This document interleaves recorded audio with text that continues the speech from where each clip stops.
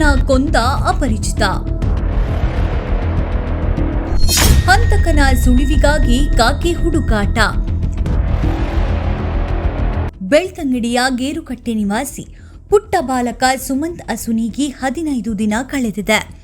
ಜನವರಿ 14ರಂದು ಧನುರ್ಮಾಸ ಹಿನ್ನೆಲೆ ದೇಗುಲಕ್ಕೆಂದು ಮುಂಜಾನೆಯೇ ಮನೆಯಿಂದ ಹೊರಟಿದ್ದ ಸುಮಂತ್ ನಿಗೂಢವಾಗಿ ನಾಪತ್ತೆಯಾಗಿದ್ದ. ಬಳಿಕ ಮನೆ ಸಮೀಪದ ಕೆರೆಯಲ್ಲಿ ಆತನ ಶವ ಪತ್ತೆಯಾಗಿತ್ತು. ಅಲ್ಲದೆ ತಲೆಯಲ್ಲಿ ಬಲವಾಗಿ ಹೊಡೆದ ಗಾಯದ ಗುರುತುಗಳಿತ್ತು.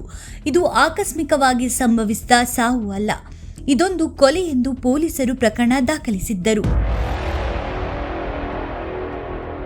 ಇದರ ಬೆನ್ನಲ್ಲೇ ಪ್ರಕರಣ ಸಂಬಂಧಿಸಿದಂತೆ ಸಾರ್ವಜನಿಕ ವಲಯದಲ್ಲಿ ಸಾಕಷ್ಟು ಚರ್ಚೆಗಳು, ಊಹಾಪೋಹಗಳು ಭುಗಿಲೆದ್ದಿತ್ತು.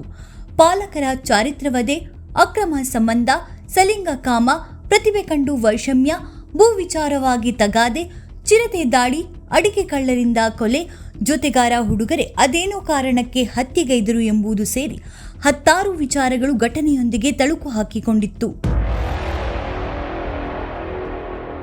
ಈ ಮಧ್ಯೆ ಬಾಲಕನ ಅನುಮಾನಾಸ್ಪದ ಸಾವಿನ ಪ್ರಕರಣದಲ್ಲಿ ತನಿಖೆಯನ್ನ ಅತ್ಯಂತ ಕೂಲಂಕುಷವಾಗಿ ನಡೆಸಿ ಶೀಘ್ರದಲ್ಲೇ ಸತ್ಯಾಸತ್ಯತೆಯನ್ನ ಜನರ ಮುಂದಿಡಬೇಕೆಂದು ಶಾಸಕ ಹರೀಶ್ ಪೂಂಜಾರ್ ಅವರು ಗೃಹ ಸಚಿವರಾದ ಜಿ ಪರಮೇಶ್ವರ್ ಅವರಿಗೆ ಆಗ್ರಹಿಸಿದ್ದರು.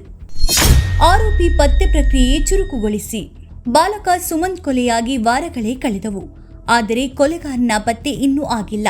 ಇದು ಅತ್ಯಂತ ವಿಷಾದನೀಯ ಸಂಗತಿ ಎಂದು ಸಿಪಿಐಎಂ ತಾಲೂಕು ಕಾರ್ಯದರ್ಶಿ ಬಿಎಂ ಭಟ್ ಆಪಾದಿಸಿರುತ್ತಾರೆ. ಬೆಳ್ತಂಗಡಿ ತಾಲೂಕಿನಲ್ಲಿ ಅತ್ಯಾಚಾರ ಕೊಲೆಯಾದರೆ ಬಹುತೇಕ ಪ್ರಕರಣಗಳಲ್ಲಿ ಅಪರಾಧಿಗಳು ಪತ್ತೆ ಆಗುತ್ತಿಲ್ಲ ಎಂಬುದು ಆಘಾತಕಾರಿಯಾದ ವಿಚಾರ. ಕರ್ನಾಟಕ ಪೊಲೀಸ್ ಯಾವತ್ತೂ ಸೋಲುವ ಇಲಾಖೆಯಲ್ಲ. ಅದರಲ್ಲೂ ಈಗಿನ ಎಸ್ಪಿ ಅವರು ದಕ್ಷ ಎಂದು ಹೆಸರು ಗಳಿಸಿದವರು. ಈ ಹೆಗ್ಗಳಿಕೆಗಳು ಬೆಳ್ತಂಗಡಿ ಪಾಲಿಗೆ ಇಲ್ಲ ಎನ್ನುವಂತೆ ಆಗಬಾರದಲ್ಲವೇ ಎಂದು ಅವರು ಪ್ರಶ್ನಿಸಿದ್ದರು. ಹೋರಾಟಕ್ಕೆ ಧಾವಿಸುವಂತೆ ಕರೆ.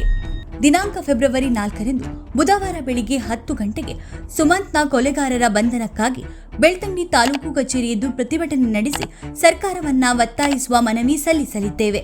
ಸುಮಂತ್ ಕೊಲೆಗಾರನ ಪತ್ತೆ ಕಾರ್ಯ ತ್ವರಿತವಾಗಬೇಕು, ಆತನ ಕುಟುಂಬಕ್ಕೆ ನ್ಯಾಯ ತೆಗೆಸಿಕೊಡಬೇಕು ಎಂದು ಬಯಸುವ ಪ್ರಜ್ಞಾವಂತ ನಾಗರಿಕರು ಬಂದು ಹೋರಾಟದ ಜೊತೆ ಸೇರಬೇಕಾಗಿದೆ ಎಂದು ಬಿಎಂ ಭಟ್ ಕರೆ ನೀಡಿದ್ದಾರೆ. ಆರೋಪಿಗೆ ಡವಡವ ಶುರು. ಈ ನಡುವೆ ಪೊಲೀಸರ ಪ್ರಾಥಮಿಕ ತನಿಖೆ ವೇಳೆ ಹೊಸ ವಿಚಾರವೊಂದು ಬಯಲಾಗಿದೆ. ಈ ಕೊಲೆಯು ಓರ್ವ ಅಪರಿಚಿತ ಪುರುಷ ಗೈದಿದ್ದಾನೆ ಎಂಬ ಶಂಕೆಯನ್ನ ಅಧಿಕಾರಿಗಳು ವ್ಯಕ್ತಪಡಿಸಿದ್ದಾರೆ. ಆದರೆ ಆ ವ್ಯಕ್ತಿಯ ಕುರುಹು ಪತ್ತೆ ಹಚ್ಚುವ ನಿಟ್ಟಿನಲ್ಲಿ ಎಲ್ಲ ಆಯಾಮದಲ್ಲೂ ತನಿಖೆ ಮುಂದುವರೆದಿದೆ. ಹೀಗಾಗಿ ಪ್ರಕರಣ ತ್ವರಿತಗತಿಯಲ್ಲಿ ಸಾಗಿ ಆರೋಪಿ ಆದಷ್ಟು ಬೇಗ ಜೈಲು ಸೇರುವುದು ನಿಶ್ಚಿತ ಎನ್ನಬಹುದು.